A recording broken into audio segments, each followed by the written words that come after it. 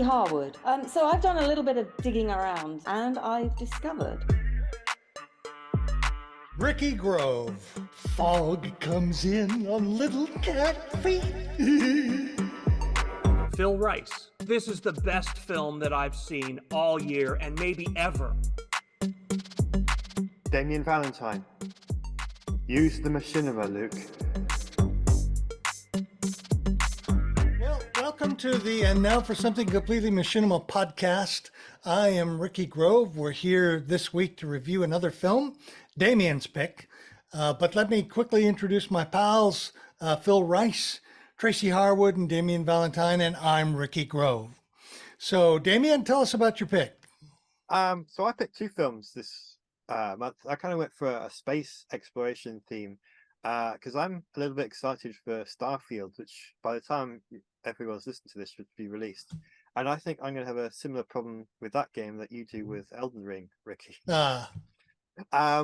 So I found these two videos. The first one was called Terra, and it's made with the Unreal Engine by J. Thomas Wilson. And it's a very short video. It's about this little robot drone thing, and it's scouting around this devastating environment, and then it goes underground and it finds something down there. And I'm trying to work out, should I say what it finds or should I just let you watch it and see for yourselves? I think I'm going to go with that last one. But I really enjoyed the craft of this. It's kind of a mystery to it. It doesn't really give you any answers. Like, you don't know why this planet is the way it is. You don't know who this robot is or who sent it or, where it came from or why it was after what it found. And I kind of like that, is that it kind of makes you think why, and leaves up to your imagination. And I was just really kind of entertained by it. We've seen some other videos in the past where someone's going to explore some planet and there's some kind of monster there or something nasty happens, and nothing like that happens in this one. It's just it's a pleasant little video about this robot thing, and I really enjoyed it, and I thought I would share it with all of you this week. So what do you guys think? Well, what about the second one, Into Black? Tell us about that. All right. Into Black was actually last month when we were talking about the No Man's Sky video that I found. Phil, you said something about if there was a game that combines the backgrounds of No Man's Sky with the faces of Star Citizen and something space battles from some other game, which I can't remember off the hand. I thought Elite Dangerous kind of has that mix up. So I started looking for Elite Dangerous videos, and I came across this director, Indigo, and what he does is he does some very cinematic videos of the game, and he hasn't done that many, it's like 5 or 6, but they're all really good at showing off different aspects of the game, much like the No Man's Sky video I chose last month. And obviously this is a much more gritty and realistic type of game than No Man's Sky is. It's got realistic physics and everything's designed to look functional, and it's dirty and really lived in. No Man's Sky is very colorful and bright, but it still has that element of wonder because it's a huge galaxy to explore. And so what Indigo has done is he's made several videos showing off some of those things that he's found and seen, from space stations to planets. And one of his other videos he did has this really stunning one take shot, which normally you would think wouldn't work, but he's kind of got the spaceship flying down at night across this planet's surface, and there's a sort of base up in the distance, and he kind of flies around it shooting at the defenses, and they're shooting back at it, and it's all done in one take. And I don't know how he did it, because the camera is following him perfectly, and there is a camera mode in the game, but you can't really control it like that. So I don't know how he did it, but it works so well because it kept it interesting, the way the camera's moving around the ship and the ship's moving all over the place. It wasn't just like stuck right behind fixed. And I was completely blown away by all of his videos, and I had to struggle to pick one to choose because I couldn't pick all of them. But I went with his most recent one in the end, which I think shows off many different aspects of the game. So that's why I chose it. Great. I preferred Terra over Into Black because Into Black is basically space landscape. and something we've seen before in other games. I have to say, it's quite beautiful and it's very well crafted. So it certainly is worth watching. But it was less interesting to me because it didn't have a human element to it. It was more of a display of great scenery and things like that. Whereas Terra was very much in the Pixar style, in which the central character is this sort of robot who is curious and makes sort of awkward and funny discoveries. The thing that they did that Pixar doesn't do, or that Pixar does all the time, is Pixar has so much sentimentality attached to everything, whereas this movie did not have that sentimentality, I don't think. Yeah. And I much preferred it, as strange as that sounds, because Pixar films have had millions and millions and millions of admirers who love that sentimentality, but it's like green kryptonite to me. So if you understand the Superman reference, but I thought that it was just gorgeous. It was beautiful, beautifully rendered, very creative cinematography. The character develops, the music element of it, the sort of accidental discovery of mixtapes and things like that left over, really added a beautiful oral quality to the whole thing. It made me want to watch an entire feature film with this character. So I thought Terra was an excellent pick. Again, it shows off that what Unreal Engine can do for the modern machinima. Why everybody isn't using that engine, I don't understand, but really great picks, Damien. I'm glad you enjoyed them. Yeah, I very much got the Pixar vibe off of this, off of Terra as well, Ricky. And I noticed, I didn't know how to put it into the words you did, but I noticed, okay, it reminds me sort of like Wall-E, but it's not the same. And I think it's that they don't try to overplay the cuteness, which Pixar has a lot of trouble. They have a lot of difficulty resisting that impulse, I think. It's not enough to have Wall-E and make him sympathetic and make these cutesy little noises, but then he's got to have a cute little pet cockroach with him as well. That's, and this didn't, it dispensed with all of that and just let the robot be what it is and carry us through this narrative, if you want to call it that. It's not a sharply defined narrative, and I think that's why it works well. Is like Damien said, it's there's a casualness to it, but it really works for this film.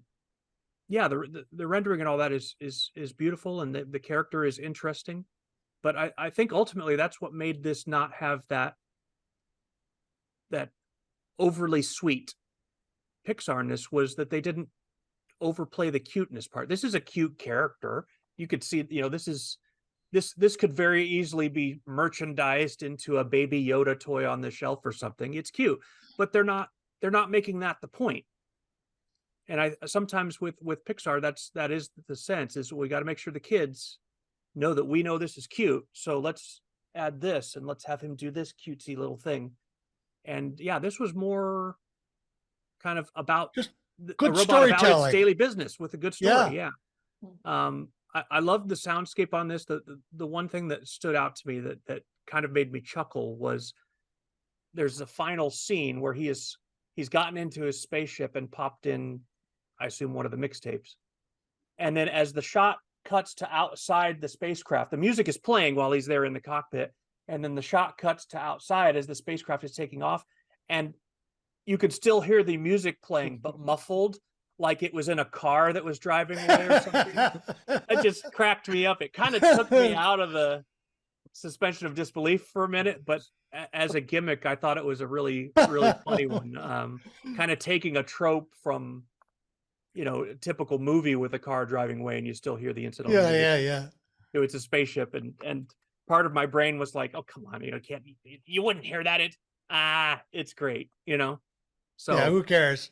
Yeah, Into Black, it certainly raised my interest about Elite Dangerous as an engine to possibly steal from. It's a montage, and I don't think it tries to be anything more than that. It's beautifully done.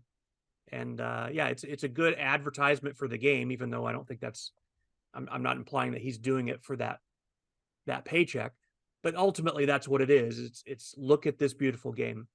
And like you guys have both said, we've seen quite a few of films that seems to be the intent.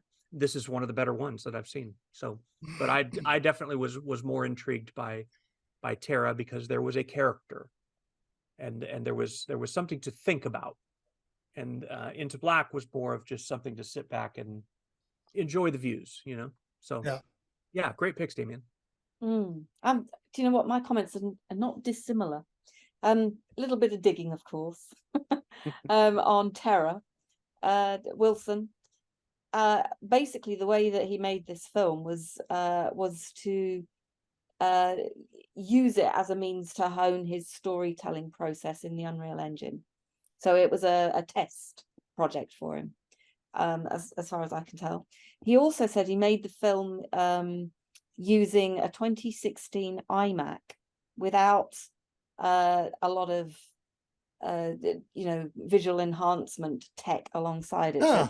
So he didn't use any ray tracing or a special GPU that he that he could use, that we see a lot of Unreal stuff done with these days, NVIDIA cards and all the rest of it. It wasn't done on any of that. And basically what he was trying to do was see how far he could push the look with just the basics. And, I sort of read that after I'd first watched it, and I thought, what, that probably makes a little bit of sense because some of the things I was just struggling to see the detail of, because it was really quite dark. And I suspect that's probably one of the things that a better graphics card might have helped with, that darkness and the ability to see a little bit more detail in that darkness. So that's kind of one general point on that.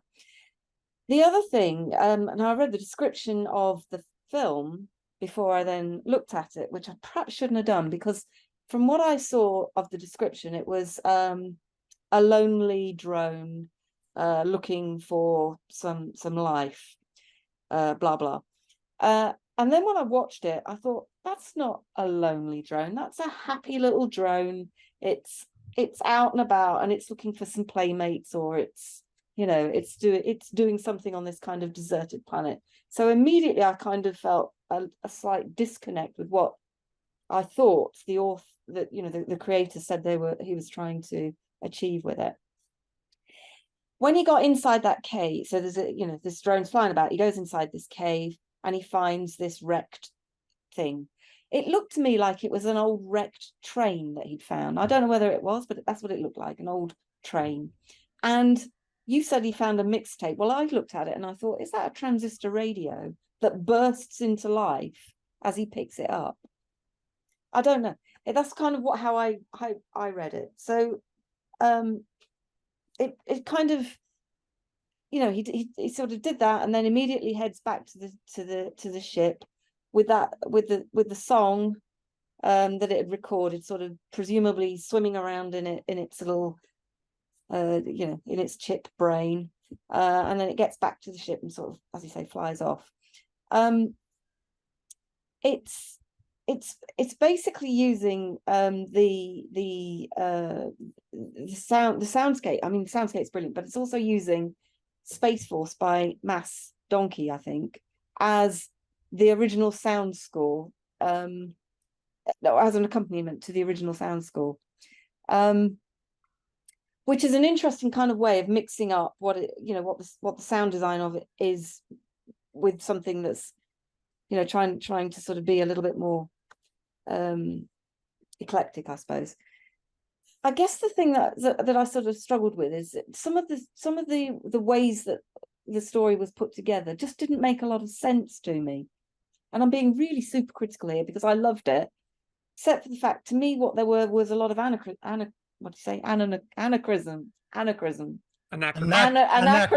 Thank you. I can't say that word. Anachronism is a character in the new Star Wars. That's the one. Anushka, whatever. Anachronisms with the story itself for me. So although it was beautifully presented and a lot of fun, it neither matched what the description was, nor really stitched together in terms of what it was showing and how it was doing it.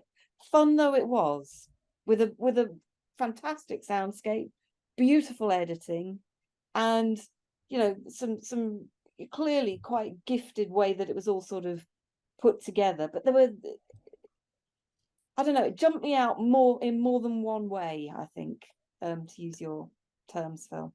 But I loved it. So that was my thoughts on that one. How about Into Black? Into Black, yeah, okay. So made in Elite Dangerous, I think. Filming done in the game, and what I understood was that the creator Indigo had enhanced the color in some post rendering process, and obviously it was a cinematic piece, not so much a story, but it's a love letter basically to the world of Elite or Elite Dangerous, with some of these stunning shots. But to be, again, the images didn't make a lot of sense to me, and that's because obviously I don't know this world, so I didn't know the way in which just the spaceships and the space generally connects to the planet and what's going on with the fighting and all of that kind of stuff. But you got basically a jumble of scenes that were kind of random, both in color, in what they were portraying, and in how they then told well, there wasn't really a connected story that I could detect, other than the fact that it was an homage to the game. So, beautifully rendered as it was, it didn't make a hell of a lot of sense to me, if I'm perfectly honest. And I'm still not really entirely sure why I got a vibe from it that made me think this has got a real retro feel to it. I can answer that, but I'll let you. All right. Yeah. So the Cool. very first shot, you see the space station. It's just a wireframe model. That's from the very original Elite from 1984. So, and then at the end, you kind of get that same shot again of the space station. So it kind of, this is how it started. This is how it's now. But then we're looking back at how it all started again. I see. That makes a lot more sense then, because I Yeah. didn't know that, but I definitely got a retro sense through it. Vaguely Star Wars-ish, I have to say, but with more triangles than balls kind of thing, which is what you tended to get a lot more of in Star Wars. So yeah, I thought the music accompaniment was great. I think it was an original score for it as well, I believe. Both very enjoyable, but to me both of them didn't really cut it for me in terms of the storytelling capability. Which we've seen some others that I thought, even though it's a cinematic, it tells just a beautiful story. And there's a last one we looked at, No Man's Sky one, I just thought, even though you said it was a cinematic, the narrative was there that I could pick out because of what it portrayed. Didn't get such a good sense of what that was in this one, but great picks nonetheless. Thank you. Yep, really good picks. So write to us and let us know whether you agree with Tracy and it doesn't make any sense, but it's really pretty, or you agree with Damien, myself, and Phil, which is it's excellent and we understood it very well. Send your comments to talk@completelyMachinima.com. You'll also get a lot of show notes from Tracy, who does a great job. Thank you. At completelyMachinima.com website. We'll be back next week with Tracy's picks, which I've got questions for you, Tracy, on these picks. I've got questions. So that's it for this week. Thank you for watching. I'm Ricky Grove, Damien Valentine, Phil Rice, and the omnipotent Tracy Harwood. See ya. Bye-bye. Bye.